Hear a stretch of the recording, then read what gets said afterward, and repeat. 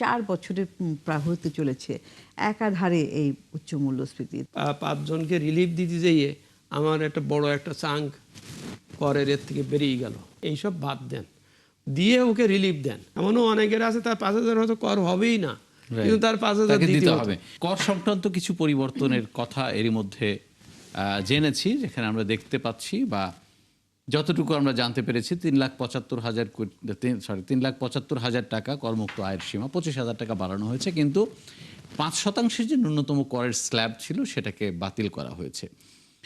এটাকে আপনি কিভাবে মূল্যায়ন করেন, এই পদক্ষেপটাকে?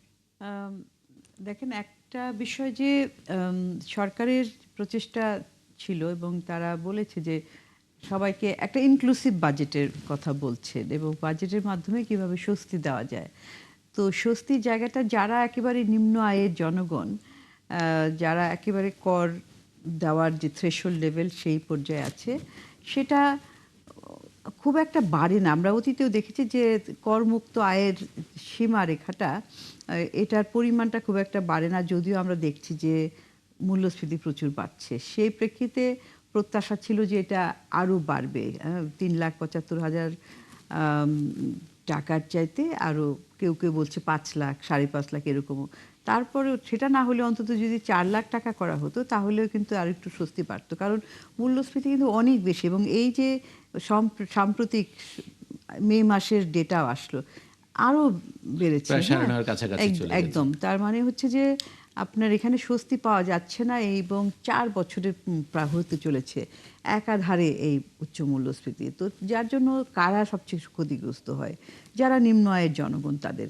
তো সেই প্রেক্ষিতে এটাকে আরো বিবেচনা করা যেত। না, এখানে একটা হিসাব আসলে করা দরকার যে 25,000 টাকা বাড়ানো হয়েছে, কিন্তু সেখান থেকে আবার 5% যে স্ল্যাব ছিল সেটা কিন্তু বাদ দিয়ে দেওয়া হয়েছে।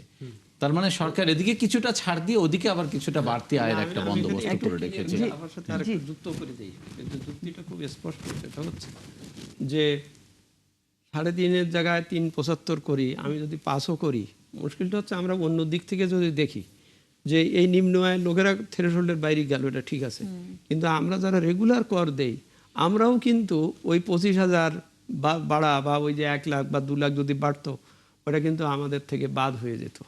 হ্যাঁ, ওইভাবে হিসেব করতে হবে। আহসান মনসুর সাহেব এই নীতিটা খুব বিশ্বাস করতেন। উনি বলতেন যে নিয়মটা হচ্ছে এই যে আমি 5 জনকে রিলিফ দিতে যেয়ে আমার একটা বড় একটা চাঙ্ক করের এর থেকে বেরিয়ে গেল। মানে আমাকে এখন 3,75,000-এর উপর দিতে হবে, আগে 3.5 লাখে দিতাম। হ্যাঁ, এটা বেরিয়ে যাওয়ার ব্যাপারটা, এটা একটা পয়েন্ট। আরেকটা পয়েন্ট হচ্ছে ওই জন্যই এটা ভাবা হয়েছে যে ওখানে ওই করের এটাকে না বাড়িয়ে, কারণ ওটার করে যেসব লোকেরা হয়তো বেরিয়ে গেল বা আসবে তাদের অ্যাডমিনিস্ট্রেট করারও সক্ষমতা, খরচ অনেক বেশি। তো সেই জন্যেই বরং ওই যে মিনিমাম যেটা 5%, 5 লাখ 5,000 বোধ হয় মিনিমাম যে ট্যাক্স, ওইটা আমরাও সাজেস্ট করেছি ওই আমাদের যে কমিটিতে।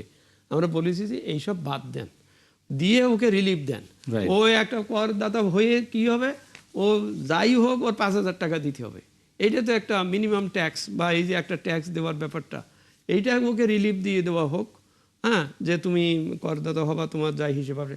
এমনও অনেকের আছে তার 5,000 হয়তো কর হবেই না, কিন্তু তার 5,000 দিতে হতো। এই জন্য ওইটাকে ওইটার সাথে অফসেট করা হয়েছে, ট্রেড অফ করা হয়েছে, যেটা বলা হয়।